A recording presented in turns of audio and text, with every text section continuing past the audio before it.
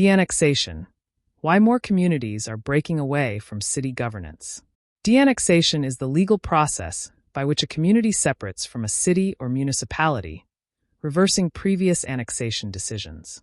While annexation often expands city boundaries and tax bases, some communities find the city does not meet their needs, driving them to seek de-annexation. In recent years, this movement has gained traction in more and more states, with high visibility cases in Texas, Missouri, Tennessee, and California. Their residents fight for local control and financial independence.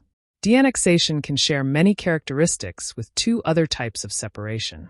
Much like a marriage breaking down, de-annexation involves a community petitioning to break ties with a city because the relationship no longer sustainable.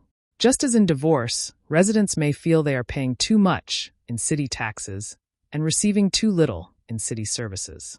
De-annexation also mirrors the secession movements in regions like Catalonia or Scotland, where populations cite neglect or oppression by a larger governing body.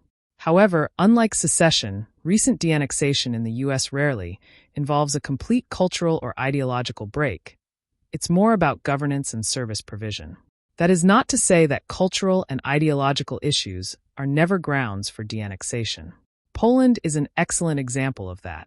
Texas has been at the forefront of de-annexation movements, particularly after legislative reforms in 2017 and 2019. Senate Bill 6 in 2017 and House Bill 347 in 2019 marked a pivotal change, giving residents more control over forced annexation through public votes. In 2019 in Fort Worth, in one of the most publicized cases, residents in the Northside community successfully de-annexed, citing high taxes and inadequate services. The process, made easier by the new laws, allowed communities to hold referendums to reverse unwanted annexation. Residents of the Kingwood neighborhood outside Houston sued the city after annexation in 2018, arguing that services promised by the city had not been delivered. Using the new legal framework, the neighborhood won the right to de-annex. In Missouri, several municipalities within St. Louis County have challenged annexation. Residents of Ladue and Clayton have pursued de-annexation, citing similar concerns about urban governance and resource distribution. Residents in Clay County near Kansas City pushed for de-annexation after feeling overburdened by city taxes with little to no improvement in local services in the 2010s. Though the case is still ongoing, it has inspired similar movements across Missouri. In a sweeping decision in 2018, Memphis allowed several suburban neighborhoods, including South Cordova and Hickory Hill, to de-annex after years of petitioning. These areas made the case that they were overtaxed for services they weren't receiving. This case stands as one of the largest de-annexation efforts in U.S. history. As of 2023, further de-annexation discussions are taking place in rural Tennessee, particularly in areas surrounding Nashville and Chattanooga. Local residents are petitioning for de-annexation due to dissatisfaction with service levels. In Los Angeles County, there are ongoing discussions about potential de-annexation of certain suburban communities from the larger metropolitan area due to tax disputes. While not yet resolved, these cases highlight the growing sentiment against forced annexation. In other cases, residents of the Dottridge Farm area petitioned against Greenville, North Carolina, for de-annexation in 2017. The state passed a bill allowing de-annexation due to inadequate services and disagreements over city management. In the 2000s, the city of Centennial, Colorado, was formed partly through de-annexation from Arapahoe County. This example illustrates de-annexation's role in the creation of new municipalities.